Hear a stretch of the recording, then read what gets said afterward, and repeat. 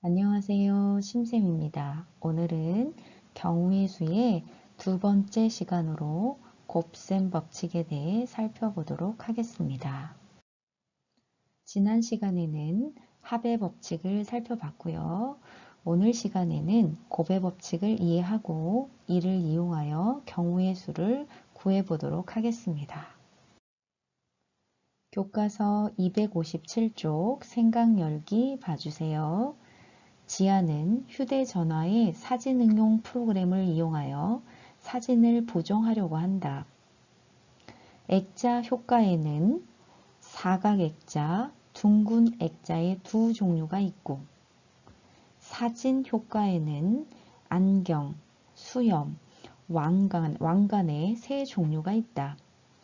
액자 효과와 사진 효과에서 각각 한 가지씩 선택하여 사진을 보정한 결과로 나올 수 있는 사진의 경우의 수를 구하여라 라는 문제예요. 자, 그럼 우리는 무엇을 생각할 수 있을까요? 일단 액자 효과의 두 종류가 있죠. 사각 액자 효과가 있고 둥근 액자 효과가 있어요. 이렇게 두 종류가 있는데 그 액자 효과 각각에 대해서 사진 효과는 세 가지 중 하나를 선택할 수 있어요. 안경, 수염, 왕관. 둥근 액자인 경우에도 마찬가지 안경, 수염, 왕관 세 종류 중에 하나를 선택할 수가 있죠. 그러면 사진을 보정한 결과로 나올 수 있는 사진의 경우의 수는 액자 효과에서 두 가지를 선택할 수 있는데 그 경우에 각각당 다시 세 가지 경우에 그렇죠. 사진 효과를 선택할 수가 있어요. 그래서 전체 경우의 수는 6가지가 되겠어요. 그럼 지금 살펴본 거는 액자 효과가 그러니까 액자 효과를 선택을 하고 그거에 다시 잇따라 일어나는 사건, 안경, 수염, 왕관 중에 하나를 선택하는 사진 효과가 있죠. 이렇게 두 사건 A, B가 잇따라 일어나는 경우에는 각각의 경우의 수를 구해서 곱해준다라는 것을 생각할 수 있겠습니다. 그러면 곱의 법칙이란 무엇일까? 다시 한번 정리해 보도록 할게요. 앞서 생각 열기에서 살펴본 문제에서 선생님이 한번 이야기했듯이 곱의 법칙은 다음과 같이 정리할 수가 있어요. 자, 사건 A가 일어나는 경우의 수 M까지 그 각각의 경우에서 사건 B가 일어나는 경우의 수가 N일 때 여기서 여러분들이 봐줘야 되는 것은 앞의 사건 각각의 경우에 뒤의 사건의 경우의 수를 생각한다는 거예요. 자, 이렇게 두 사건 A, B가 잇따라 일어나는 경우의 수는 M 곱하기 N 이렇게 구할 수가 있어요. 이것이 바로 경우의 수에서의 곱의 법칙입니다. 여기서 하나 조금 더 정리를 하면 곱의 법칙은 잇따라 일어나는 두 사건에 대해서 선생님이 얘기했지만 두 사건이 아니라 세 가지 이상의 사건에서도 성립합니다.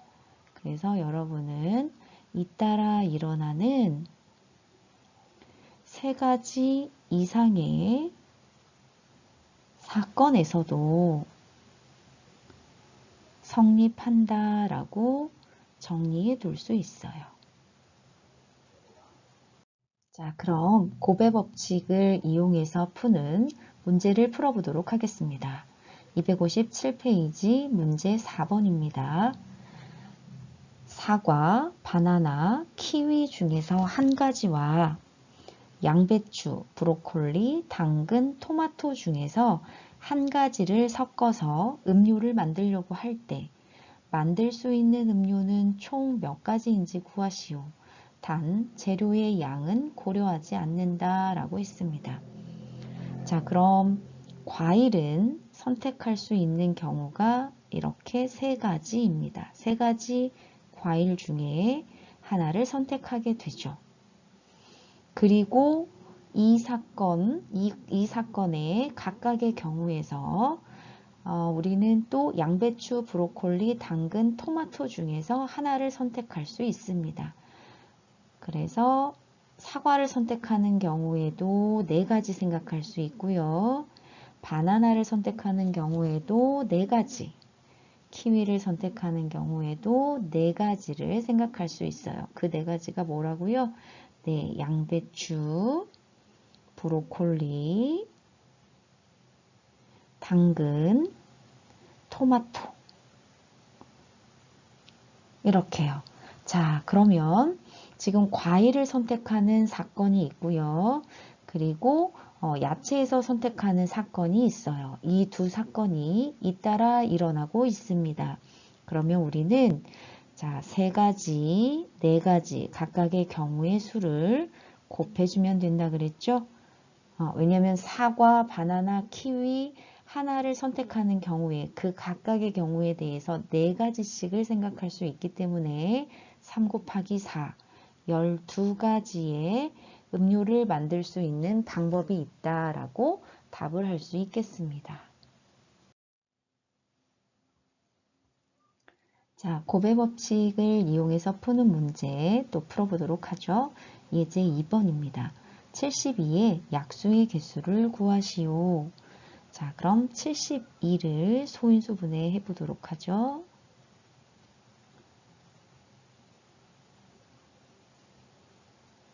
자, 그러면 72는 2의 세제곱 곱하기 3의 제곱으로 소인수 분해가 됩니다. 그러면 약수들은 72의 약수는 바로 2의 세제곱의 약수와 3의 제곱의 약수에서 짝을 지어서 곱해주면 바로 72의 약수들이 되겠죠. 자, 어떤 얘기냐면 2의 세제곱의 약수, 3의 제곱의 약수 각각 하나씩 선택해서 곱해주면 그것들이 바로 72의 약수가 되겠어요.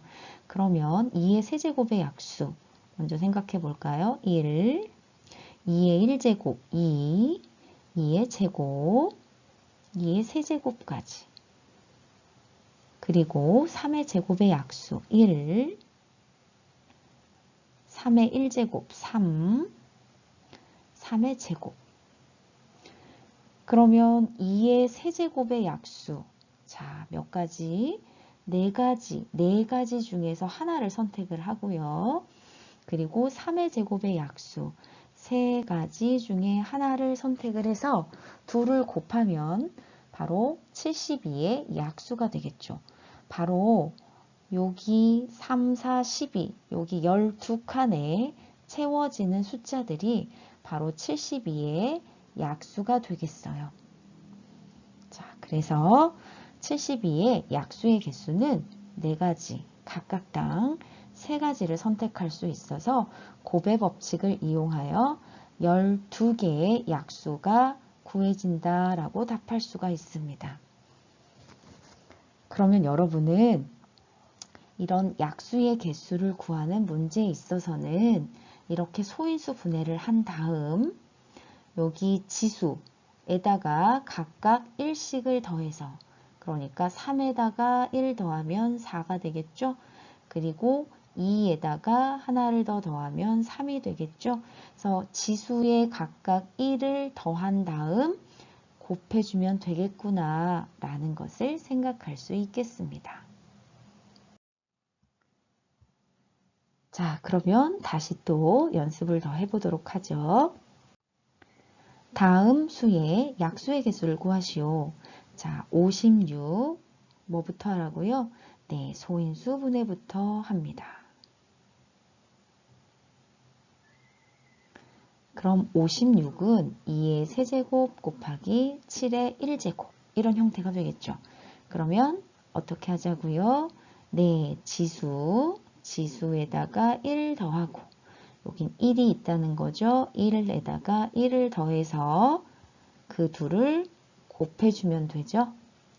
왜냐면 2의 세제곱의 약수 하나 선택하고 7의 약수 선택해서 곱한 것들이 바로 56의 약수가 되겠어요.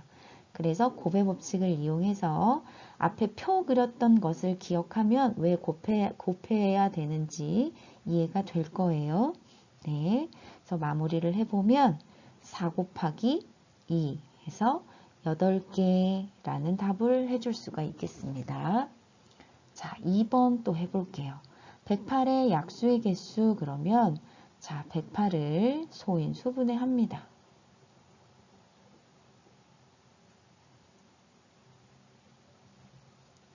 그럼 108은 2의 제곱 곱하기 3의 세제곱으로 소인수분해가 된다라는 거 알 수 있고요. 자, 여기 지수를 알 수가 있으니까 우리 약수의 개수를 구하려면 어떻게 한다고요? 각각의 지수에 1을 더해서 왜 더하는지는 앞에 표를 구한 것을 기억하면 돼요. 한 번 더 얘기해 주면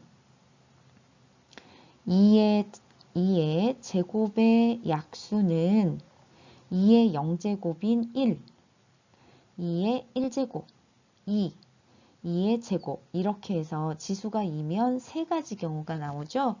그 다음에 3의 세제곱의 약수는 3의 0제곱인 1, 3의 1제곱 3, 3의 2제곱 그리고 3의 3제곱까지. 그래서 네, 2의 제곱이면 두 가지가 아니라 세 가지, 3의 세제곱이면 세 가지가 아니라 네 가지.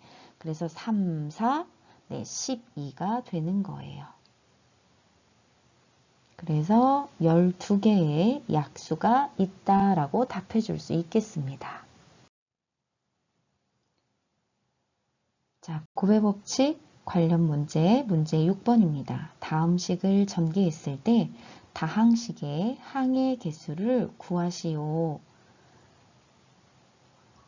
자, 그럼 문제를 한번 볼게요. 6번에 1번. 자, A 더하기 B 더하기 C에다가 X 더하기 Y 더하기 G를 곱했습니다. 자, 전개했을 때 다항식의 항의 개수를 구하시오 라고 했거든요. 그럼 여러분들 전개할 때 어떻게 하나요? A 분배하고 또 B도 분배하고 C도 분배하죠. 요거의 의미를 보면 네, 앞에 A, B, C 세 가지 중에 하나를 선택하고 X, Y, G 중에 세 가지 중에 하나를 선택해서 그 둘을 곱한 거와 같죠? 네, 그래서 A, B, C 중에 하나를 선택하는 사건 A, X, Y, G에서 하나를 선택하는 사건을 B라고 하면 A와 B라는 사건은 잇따라 일어나는 사건이에요. 따라서 곱해줘야 되겠죠?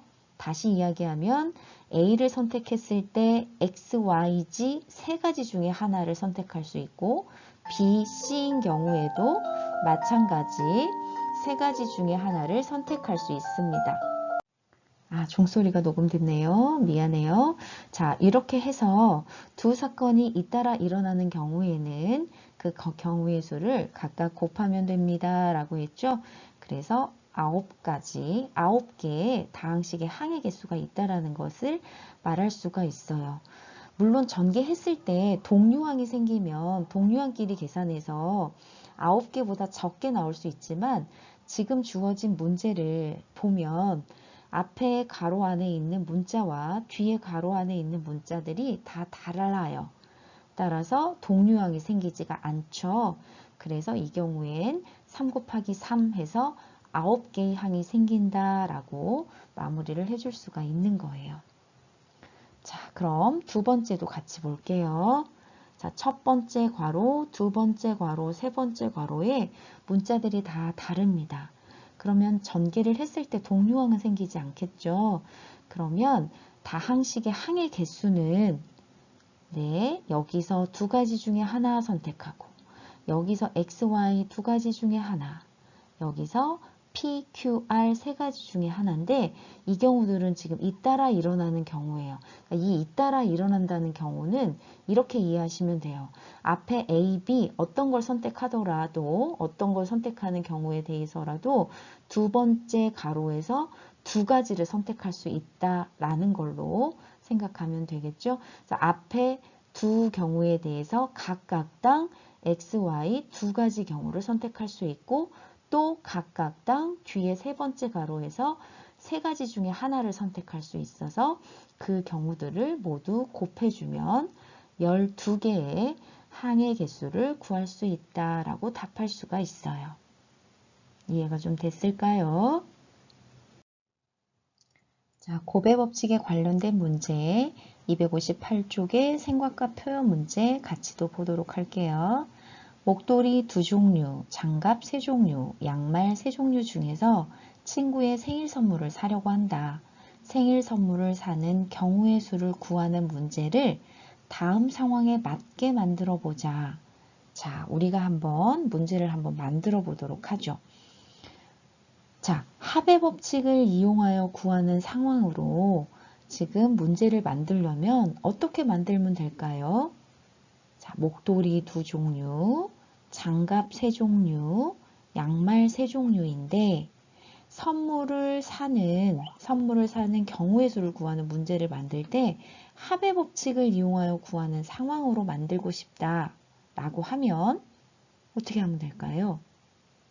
그렇죠. 친구의 생일 선물로 목도리와 양말 그리고 장갑 중에서 하나를 골라 사려고 한다.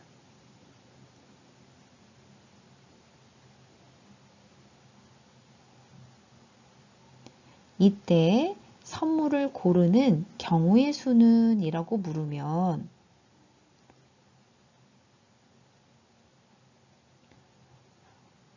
목도리를 선택하면 양말과 장갑은 선택할 수 없는 거죠.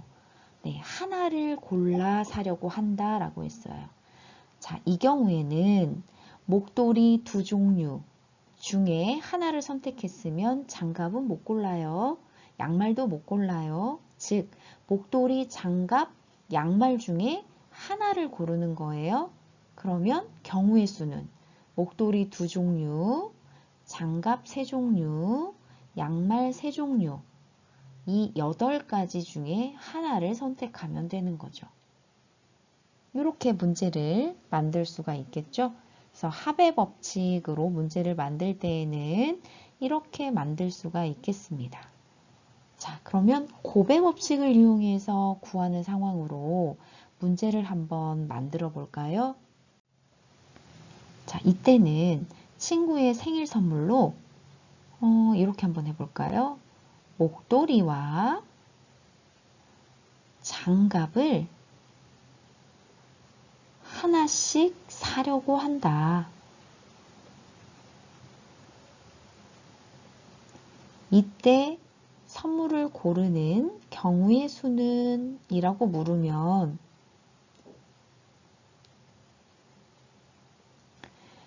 아까는 네, 하나만 사는 거고 지금은 목도리와 장갑을 각각 하나씩 산다 그랬어요.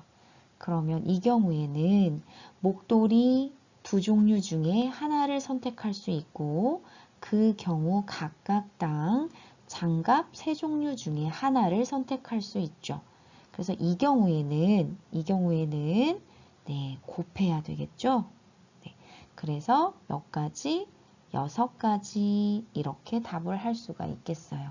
그래서 여러분들이 합의 법칙을 이용하는 문제, 곱의 법칙을 이용하는 문제도 한번 만들어 보면서 어떻게 만들어졌을 때 합의 법칙 또는 곱의 법칙을 이용하는지 다시 생각해 볼 수 있었으면 좋겠습니다. 자, 그럼 곱의 법칙에 관련된 기출 문제를 한 문제 풀어보도록 할게요. 2011년도 3월 학력평가 문제입니다.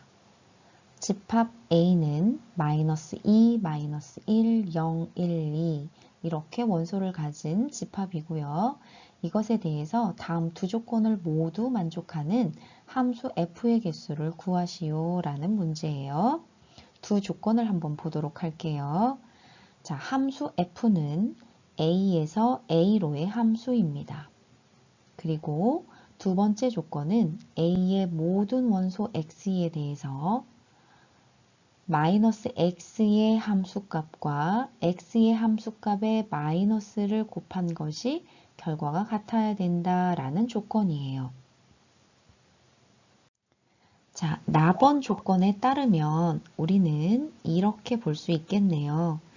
마이너스 2의 함수값은 2의 함수값에 마이너스를 한 것과 같다라는 걸 생각할 수 있겠고요. 마이너스 1일 때 함수값은 1일 때의 함수값에 마이너스를 곱한 것과 같다. 그리고 0일 때의 함수값은 그렇죠. 0일 때의 함수값은 0일 때의 함수값에 마이너스를 곱한 것과 같다. 이렇게 되면 결국 0일 때의 함수값은 무엇이 되어야 되죠? 그렇죠. 요거는 0이 되어야 되겠죠? 그러면 함수 f는 지금 x에서 x로의 함수고요.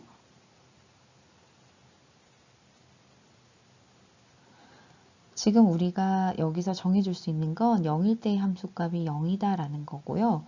여기 이렇게 두 가지를 보면 마이너스 2일 때의 함수값과 마이너스 1일 때의 함수값은 각각 2일 때의 함수값과 1일 때의 함수값에 마이너스를 붙인 거와 같다라고 했어요. 부호가 서로 다르다라는 이야기죠.